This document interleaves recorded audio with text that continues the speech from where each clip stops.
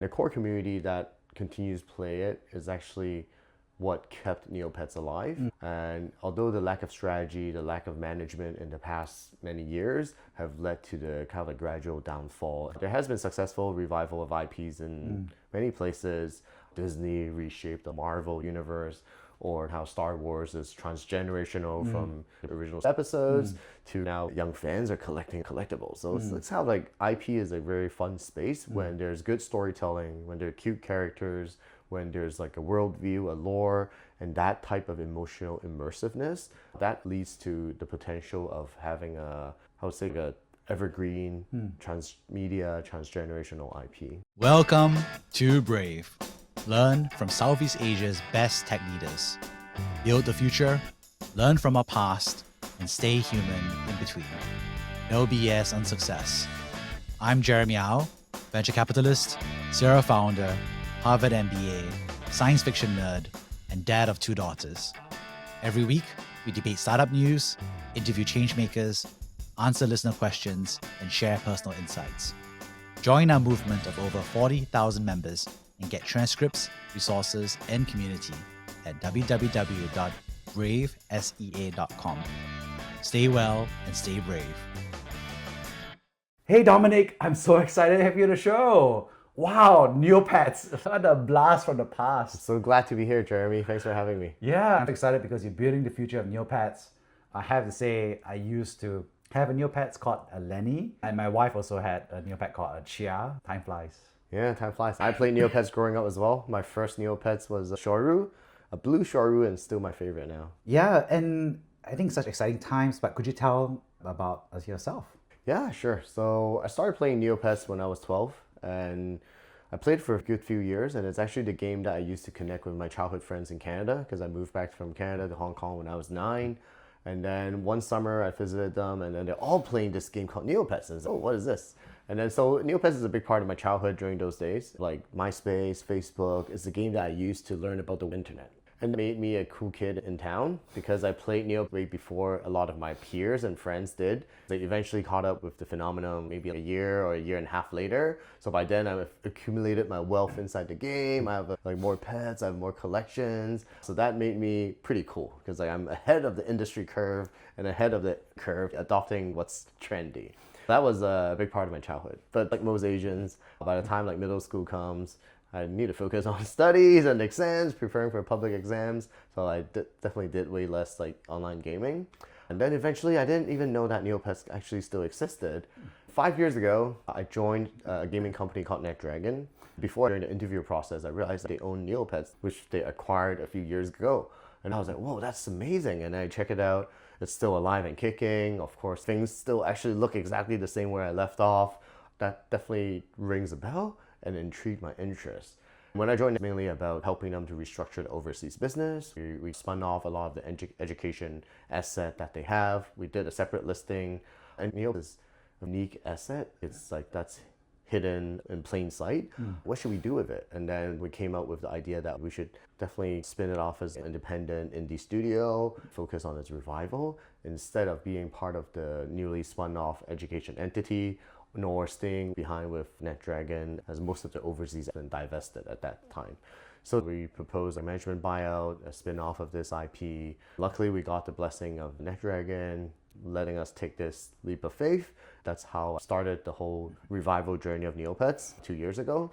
And it's been a great journey. Wow, incredible. There's so much to cover, but I have the exact same emotional journey. Using my Lenny, I think obviously going for some like competitions and also playing the Neopets stock market process, learning from some stuff there.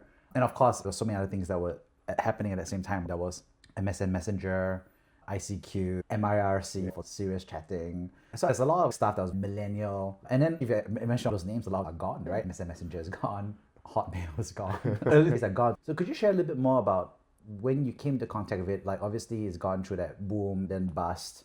And now but what was it that you saw was the opportunity there? It's the strong community that's kept it together. Although it busted, we still have less than 1% of the core super fans who've been playing Neopets nonstop for the past 15, 20, 25 years.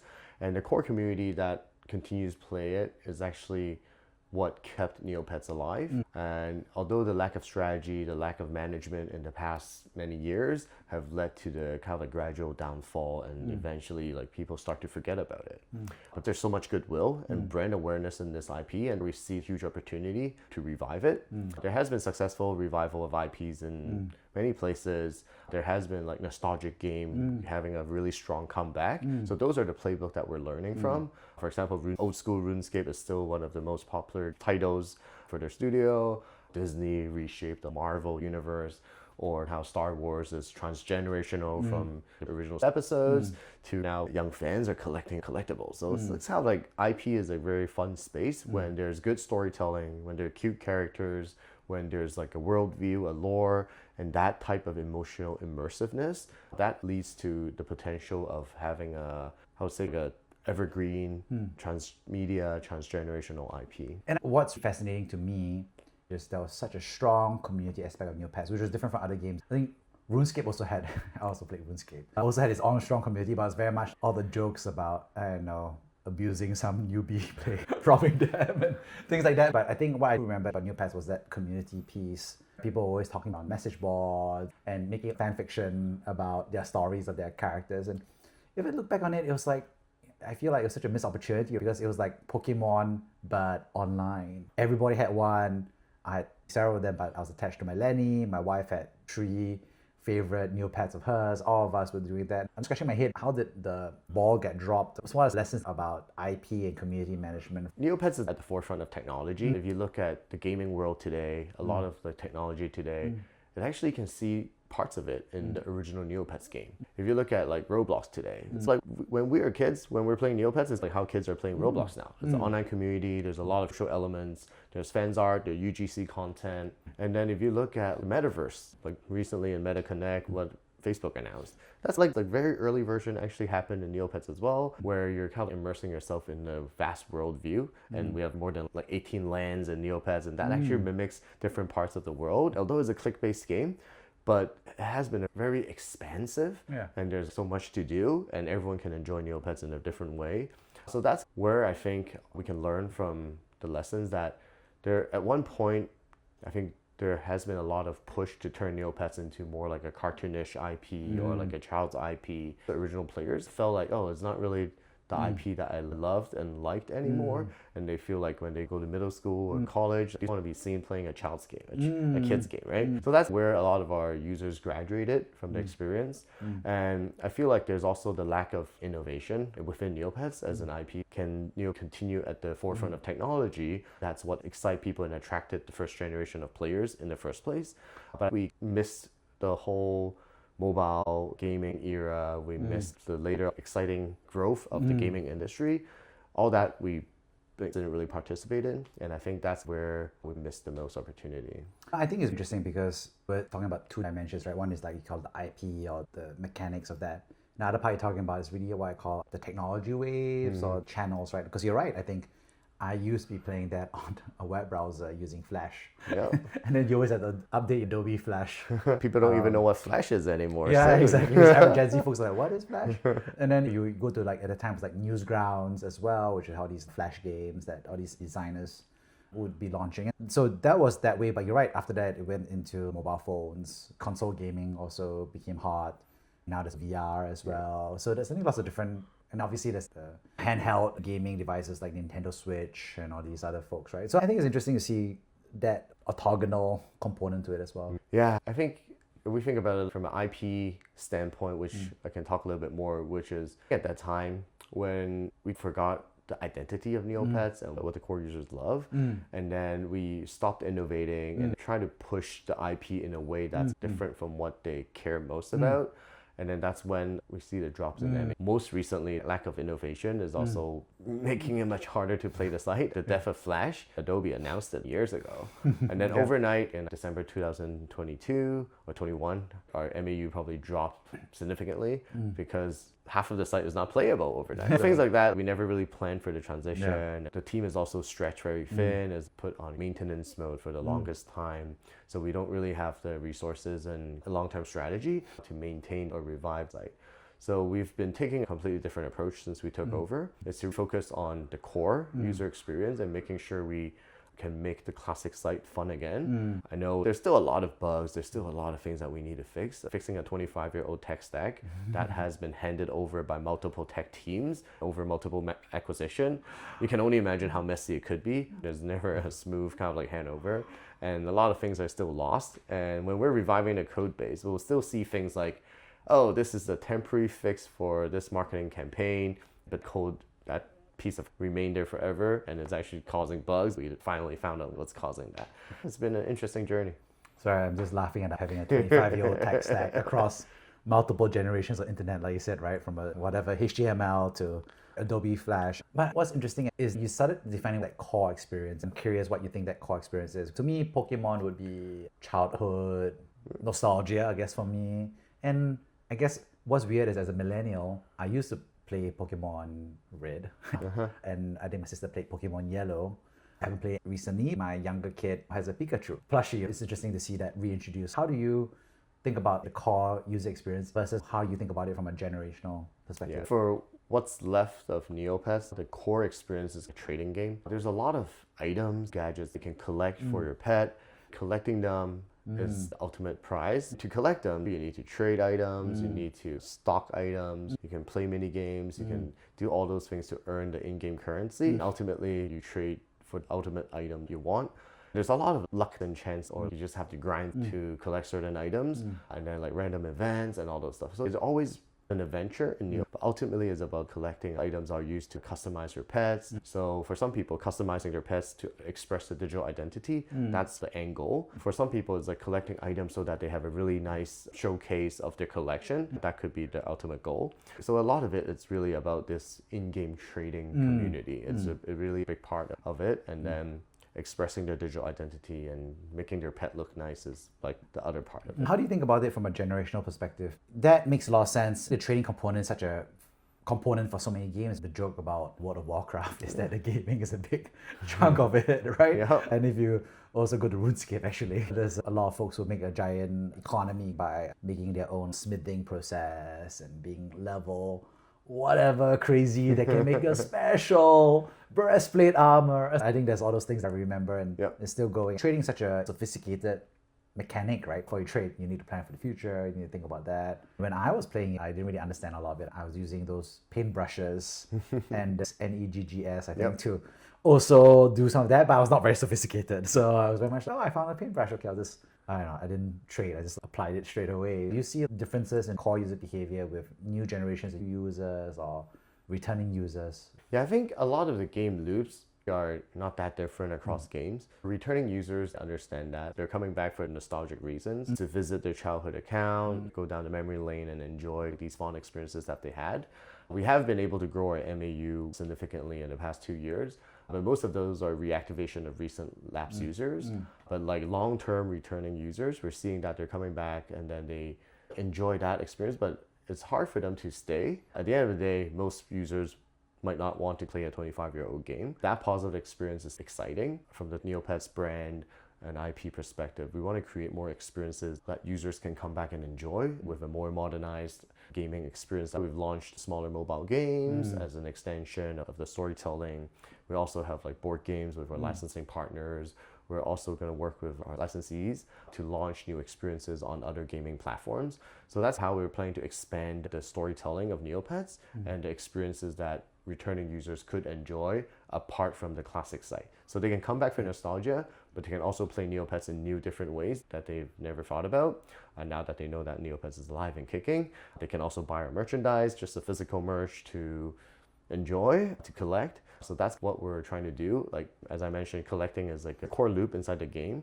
Can we bring that core loop in the real world with merchandise? With the success seen with the blind box toys and things like that, I think collectible toys is like disrupting the whole toys market and toys industry, and it's been growing significantly. So that could be an area that we also play in. Yeah, I can imagine there being a lot of synergy between collectible toys and collectible Neopets, right? They're pretty much some similarity in that trading dynamic. I think it's interesting because many millennials from that returning generation are becoming parents. If you ask me right now, I think, like you said, Neopets is a lot of goodwill. So to me, I'll be like, Neopets is probably a healthier game. I could imagine introducing this to my kids, like Pokemon. I think that would be the ultimate goal for us, whether we can create like a transgenerational experience that's shared between the parents and the new generation. Historically, parents played with kids 20 years ago, 30 years ago, because it's like the new experience, like they want to play games together. It's like how nowadays, like a lot of parents are playing Roblox just to check on their kids. We foresee that it could be a shared experience for Neopets as well. So we do have like parents who played when they're 30 years old. Now they're like 60 years old and they're still playing with their kids. It's a safe environment, but Neopets is definitely a very friendly, a very safe space. And then we do want to see if we can create new experiences that can be enjoyed by the household. For example, we've launched a trading card game with Upper Deck, and then we've designed it to be 6+. It's very easy to pick up and play, but also there's like enough complexity for adults to play. We have seen at the kind of convention space when we have these tutorials, there's a lot of family playing. And it becomes a family board game, but you can also have the complexity of actually building your deck and trading the cards and collecting. So it's actually like those are the experiences that we're continue to launch more so that Neopets can be a shared experience for the family. And on the other hand, is whether Neopets can become a classic account. I think there's things that we can help parents to introduce, maybe how like Neopets is like a living relic of what early internet looks like. That could be educational and that could be interesting in some ways. Nostalgia is a big thing. Sometimes it could be pretty trendy. So maybe that could be some of the hooks for getting parents to introduce Neopets to their kids. But on the other hand, on the merchandise side, cute characters are naturally attractive to kids. And what IPs do they like is actually very heavily determined by either their parents introduce them and the entertainment content they consume and what their peers like. You get the parents to introduce them. It could be the first IP they ever interact with. We have licensees help launching baby products. If you introduce Neopets early enough in preschool years, Neopets could become the IP that they like. And we don't have too much entertainment content to sustain that, but sky's Looking back, I used to be, I still am, I think, pretty much a Star Wars fan. Okay, I say this is some humility because when I say I'm a Star Wars fan, a lot of fans are like, okay, Jeremy, your level of knowledge is not there. But I'm definitely higher than 99% of the general population. I remember as a kid, my dad brought me to a movie theater to watch episode 1 of Star Wars. And I think he had watched episodes 4, 5, 6. He brought me, and then I still remember the theater, it was like premiere night. And everybody was celebrating and throwing popcorn. When the medals came up, the opening title crawl, everybody was like screaming and yelling. It was a magical moment for me as a kid. I watched episodes 1, 2, 3. And what's interesting is that when I watched it as a kid, I had told the blast for 1, 2, and 3. Only when I got older, I realized that people really hated episodes 1, 2, and 3. And I think this is part of the transgenerational piece, right? Which is that as a kid growing up, I enjoyed 1, 2, 3. And I also enjoyed 4, 5, 6, but I didn't see a very big quality difference. But then I watched like obviously 7, 8, 9, and now I'm an older person. And I felt, oh my gosh, there's some issues with episodes 8, but also especially episode 9 of the Star Wars component. 7 was a nostalgia trip, so again, it was a big celebration. 8 was, okay, they're trying something new, it's fresh, but let's see where it goes. And then 9 was, unfortunately, for me, bad. But what was interesting is that I started to realize that I'm like aging out of the Star Wars because the movies are designed for younger kids. It's a family movie. And then in the Star Wars IP, I like Andor, these older, more noir, mature versions of that same story. It's interesting to see the IP stretch between family, kid-centric, and for parents watching alone like me, because my wife is not into it. How do you think about that dynamic of trying to flex IP to be generational? Yeah. Star Wars is a more mature IP, fantasy based, and then at the very beginning, they have a much more male dominated audience. I think for Neopets, our audience always started as friendly and safe space. Although our core users now are 25 to 40 years old because they all started playing when they're a kid. But what's interesting is cute character based IPs can actually have very long lifespan. If you look at the success of Disney, Pokemon, and characters, they're all cute characters and they can become transgenerational. I think it's a human innate kind of attracted to adorable characters. I think that wouldn't change. The emotional attachment or the companionship that you get from collecting these adorable character products is a part of the culture, the emotional bonding that you have. I think that can be across, even when you're older, maybe you don't enjoy the content, but you'll probably still buy some of the merchandise. You might not play as many games, but you can still enjoy some more of the casual experience. So I think as a gaming IP, that's interesting because we're always in the casual segment, although the original game has been at the forefront of technology. At the core of it, it's a very casual game. You can play mini games, multiple ways to enjoy it. You don't have to be pressured to grind. You can just enjoy it at pace. And then that's actually a great genre. Extend that lifespan of what age can you still enjoy. Because you can pick it up, play as much as you want. They are skill-based, but it's not like when you get older, you feel like you can't really beat the level anymore. Yeah, so I think it's interesting to see whether we can extend Neopets for 25 years to come and actually expand the income from our core users now. Can we attract younger generations through the parents and age with core audience? No, that's super interesting, right? My sister and I played so much Halo, right? We played co-op all the way from Halo 1. And then I think we stopped at the Halo Infinite because we were just like so busy with work. And also, but I think at least the cooperative version of it is still doable because cooperative can always play your own pace and everything. But all your sweaty multiplayer games that I used to play, and I was just amazed recently because I found out that one of my secondary school best friends, he's still playing Dota, which is another IP that's aged with millennials. He's still one of the top 1,000 players. And I was like amazed, and I'm like, I'm getting carpal tunnel from work. So now I have to switch from a normal mouse to a vertical mouse. Maybe we should play more console. Public safety advisory. Yeah. It's interesting to see so many IPs adding dynamic, like bringing new folks. One thing that you're doing, you mentioned, is going to board games, collectible toys. What's that strategy like? Is it brand extensions? Is it attract new customers or reactivate lapsed players? We think about it as a way to reactivate our lapsed user base corely. And then through that reactivation, we're also trying to see whether these products can attract new users. For example, like a trading card board game, a lot of our kind of like initial adopters would be our core fans or lapsed players.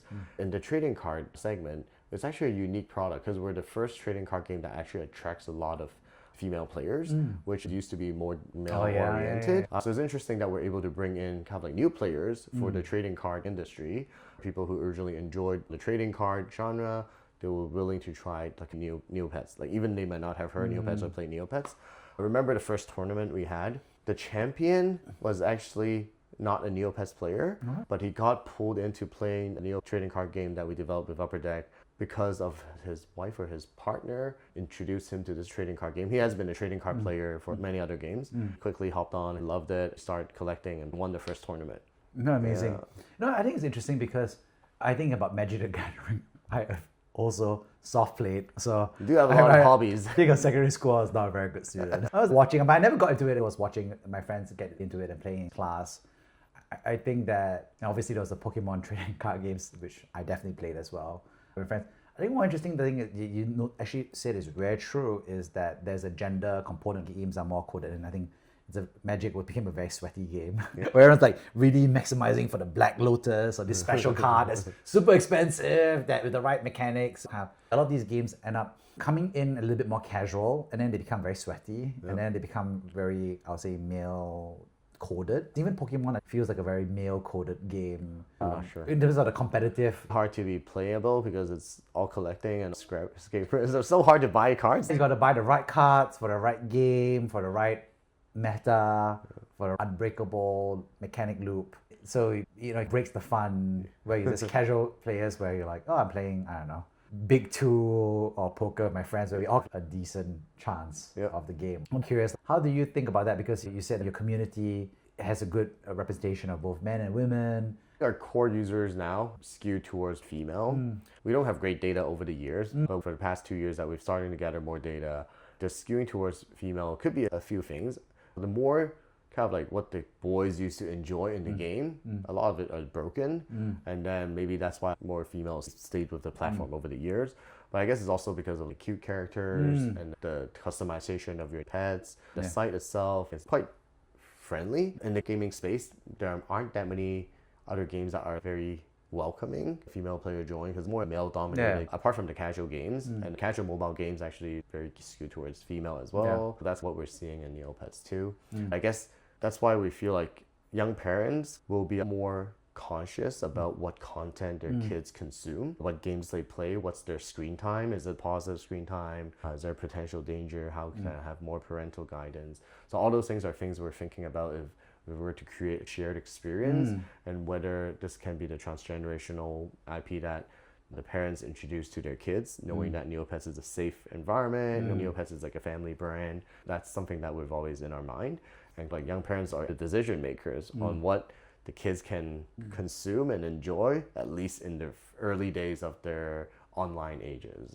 Yeah, I know, it reminds me of as a kid again playing Math Blaster because my parents were like, oh, he's calculating math quickly to shoot the aliens. So I was like, it's good, it's educational. We have two young kids, a 4-year-old and a 5-year-old. My wife bought them Amazon tablets to play some educational games from time to time, but only educational games. So we try to have lower screen time for YouTube, unless it's in Mandarin, so there's bilingual time at least. They're learning, exposed to the culture. Yeah. How do you think about that? It must be interesting to bring back this IP for the core users, but also slowly extend it for new Gen Z or Gen Alpha users as well. I'm just curious what's that internal set of conversations you need to have? Yeah, for the classic Neopets.com game, I don't think we're going to use that to attract new generation of players. They might be curious to see what it is.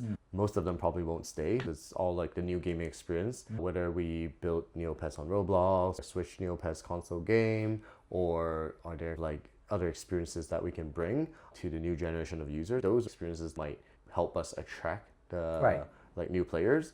Merchandise then probably can go all the way like younger. Merchandise is like cute plushies. It's a wide range of people who can collect it. But like certain games like Roblox, all young kids play Roblox. And for console games, it's great for family pickups and people can play. Like there's like for example, Switch has having close to 70% install rate in the US. So I think it's just a lot of household has it. So those are like the ways that we're envisioning that we can leverage new experiences to attract a new generation of players. And new players, they're not going to have a web browser and a laptop. Well, web browsing experiences and games are making a comeback. Not just Neopets, but across the board. Because it's easy to launch, one-click launch. Getting users to download an app or game on mobile is getting expensive. But getting people to click on a game, try something casual, we see the resurgence industry-wide. Fantastic. And not just for gaming. I was cool, I became uncool, and now maybe I'm cool again. It's not the cool kids doing it. Hey guys, check out my Lenny. I can't remember what color I painted him, but look at him. No, I think what's interesting is if I look at your personal journeys, I'm curious, how did you get into gaming as an industry? It's one thing to be a gamer when we were young versus how did you say, hey, gaming is the industry vertical that I like, because you studied, you went to Harvard for your MBA as well, but I'm just curious how gaming became that path for you. Yeah, so it's like looking back, reconnecting the dots, quite a unique journey. When I joined NetDragon, I was actually joining helping them with restructuring their overseas business. Most of them are like educational related. And then it just happens to be like educational hardwares, and then they have educational games. And the Neopets falls under the educational game department of a company called Jumpstart, which made the Math Buster game. Jumpstart acquired Neopets from Viacom a few years ago. And then when NetDragon acquired the Jumpstart, they're mainly looking at how to integrate all these educational games with their educational hardware and have a one-stop solution. During the restructuring of that, when I was joining NetDragon, I'm actually more on the M&A strategy, putting on more of my previous finance background and general management hat to help with that. But it's during the process when I decided to join NetDragon, a big part of it is, it's very interesting that they own Neopets. Not knowing that I'll eventually get to work on it, but knowing that it's part of the overseas portfolio and eventually there might be something that could happen. So that definitely helped spike my interest and help my decision in joining NetDragon. But yeah, so I would say it might be fate that brought me back to Neopets. I love it. You also had this decision to spin it out, right? Was it like a brainwave? How did this idea come to you? It's quite rare from my perspective, these spin-outs to happen. There's a lot of consolidation of these game brands, but for you to make a decision that you want to spin it out, like how did that brainwave come about? I took a class called the Search Fund. One of the classes I enjoyed a lot, and it's really like a search fund in short is like you try to raise a search fund and get investors to write you a blank check and then search for a company to acquire. Normally you want to acquire a company that's relatively mature, it's very cash flow generative, and you feel like there's things that you can improve, or there's like other type of strategy where you can grow the company multiple times. And the reason why search fund makes sense is because like normally you're buying a more mature company that's not at the size that's traditionally in the market for other strategic investors to be interested in. So you grow it, and then it could be because you're really interested in that industry. It could be because you want to find a company that's specifically located in an area that you want to live in. So it has been around for a while, but search fund the concept is still pretty new. And during that class, I really enjoyed it, but I know that doing a search fund in Asia until more recently where spec becomes like so popular for a few years, that now everyone understands this concept of writing a blank check for listing in the future. But going back to your question is like, so the search fund model is actually what I applied when that helped me think through the framework of whether I should take this leap of faith and basically betting my whole career on reviving the Neopets IP to turnaround strategy. So it's not completely like a search fund. In search fund, you normally try to find a company that's already very profitable, but you can improve the efficiency, you can improve the profitability, and can grow the top line and also improve the bottom line, and then make it a much more attractive business.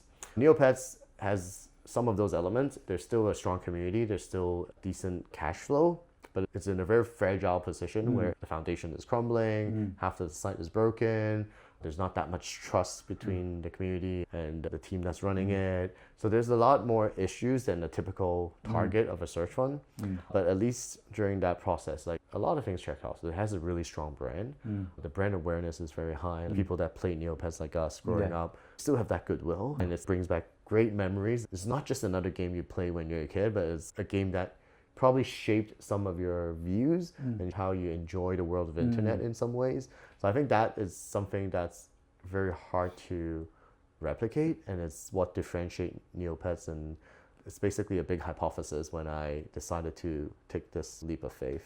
Yeah, amazing. I think so much goodwill. I was playing games like StarCraft or Red Alert, and I don't think they have the same goodwill, the community, and that sense of pay it forward, dynamic, more tender, nurturing, wholesome childhood, aura, what's the word? Lasting, I would say, enduring. Yeah. So I think what's interesting is that obviously you went to do that, and how was that set of negotiations? Was it tough, well received? Get out of here. Or maybe you have a point? By the company or community? You to propose a spin out. I think I have a great rapport within NetDragon. So the conversation was actually not, there were multiple rounds, but it's like a scary proposal. It's like they are figuring out what to do with Neopets. I came up with a business plan, with a proposal, liked the idea. We continued to dive deeper into it. Some negotiations definitely happened, but that's how it went. So it's not a scary board meeting that I need to get into and try to win over anything, but it's actually a very relatively smooth looking back. In terms of the process, I think it's because of the built during my 3 years of experience working with my colleagues, with my boss at NetDragon, and it definitely helped that transition. How have you changed as a leader? Because it's one thing to negotiate and spin this out and finally let the community stand on its own 2 feet and start serving them 100%, versus obviously fast forward a couple of years, you understand the product, your showroom, your Lenny, fixing bugs. How have you changed as a leader over this period of time, over the number of years?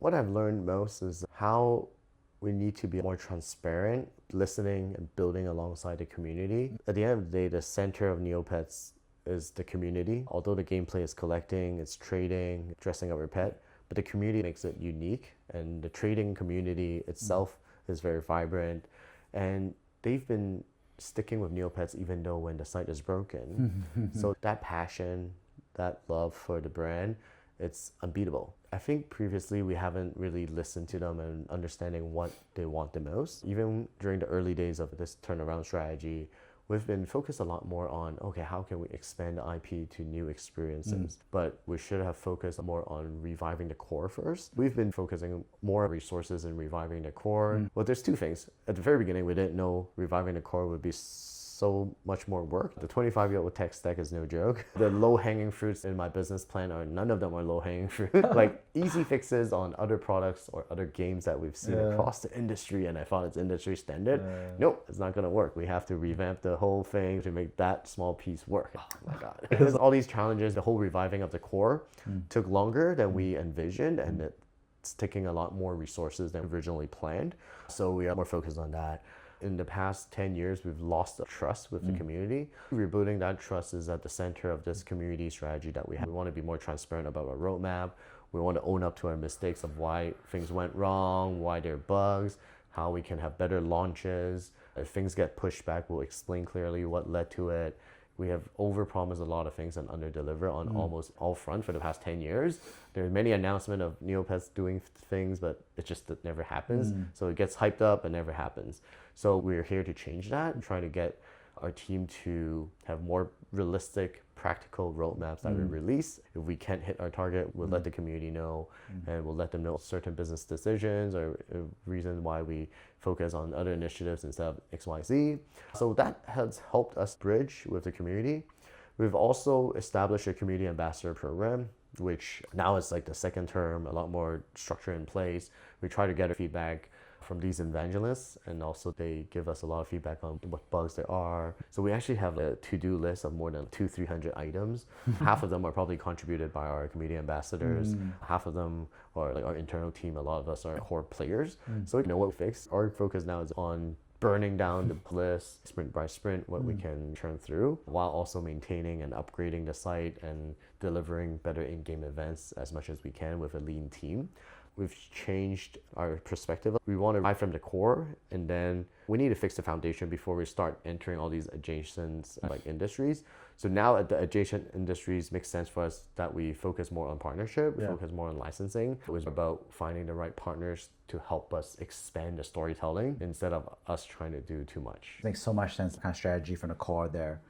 I'm just curious because community management is actually one of the unique skill sets that's required in gaming. During the pandemic, I used to play Overwatch. There was always like this community manager who would explain every update and every new hero and explain the logic, and I don't remember his name now. He'll be a very earnest guy talking to the camera about what he hoped would be happening. And obviously YouTube would have all these comments, be like, oh, I love this guy, laugh eventually. So everyone, and then obviously Overwatch is competing against new games that are coming out that have borrowed aspects of hero shooters. Interesting dynamic when it comes to software as a service. There's no community of finance accountants talking to each other and evangelizing or Talking about the new feature. they all complain about bugs, they all have feature requests. But I think there's a very unique aspect about games, and I feel like people can also get it really wrong, and some people can get it right. How do you go about the community management or interaction? Yeah, so I think for Neopets, because the community has been around for so long, they have their own way of communicating. A lot of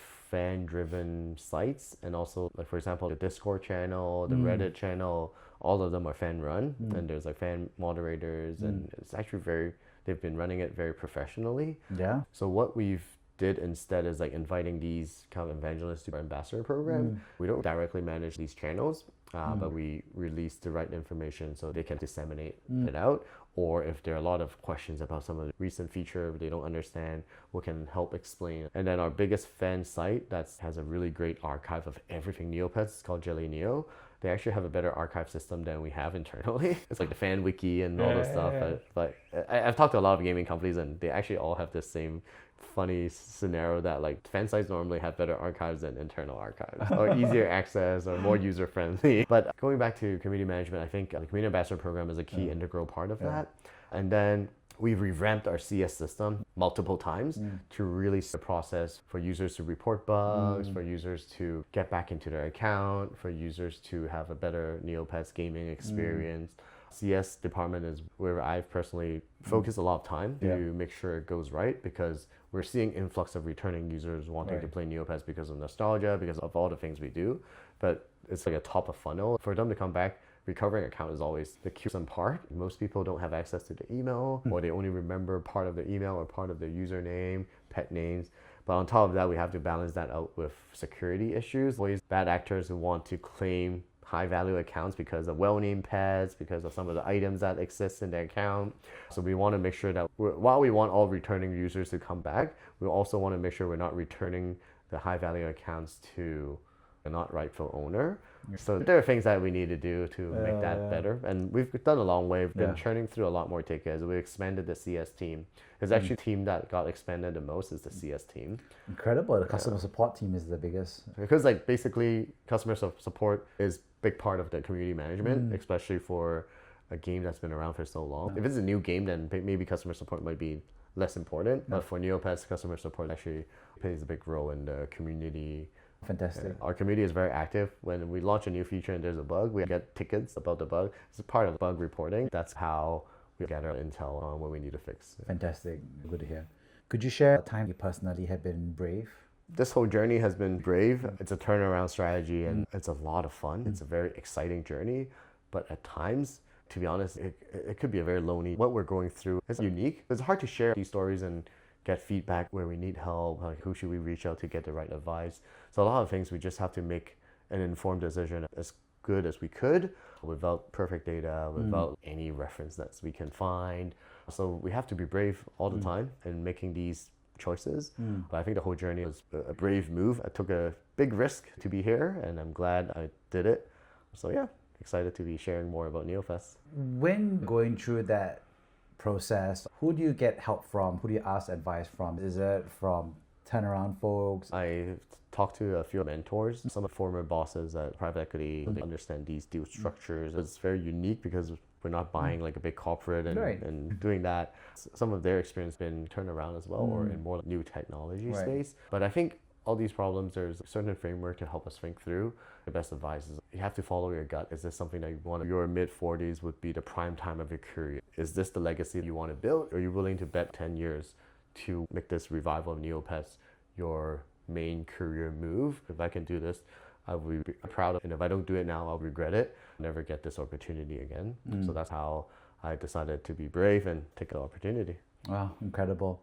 I'd love to summarize the 3 big takeaways. Thanks for sharing about Neopets, experiencing Neopets as one of the games and being cool with Neopets. A blast from the past, but also a great way to explain how you eventually came back onto the IP and saw the opportunity to revitalize and bring it back. So I think a fantastic story of both the personal side, but also the professional opportunity that you saw to bring this to life. Secondly, thanks so much for sharing about the strategy, about community management and the team decisions that you need to make in order to bring this property back. I love what you said about at a high level, do you focus on the core versus extension? And then how do you go through on a more kind of like heavy way versus a more light way, like partnerships or licensing?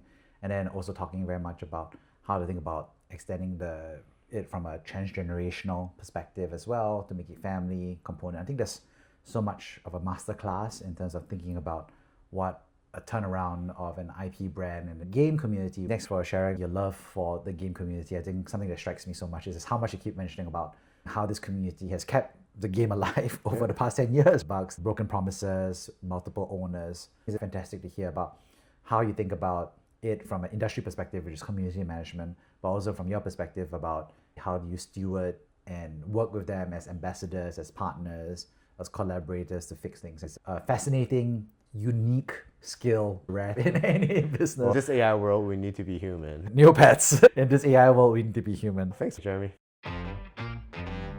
Thank you for listening to Brave.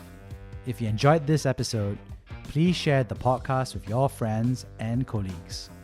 We would also appreciate you leaving a rating or review. Head over to www.bravesea.com for member content, resources, and community. Stay well and stay brave.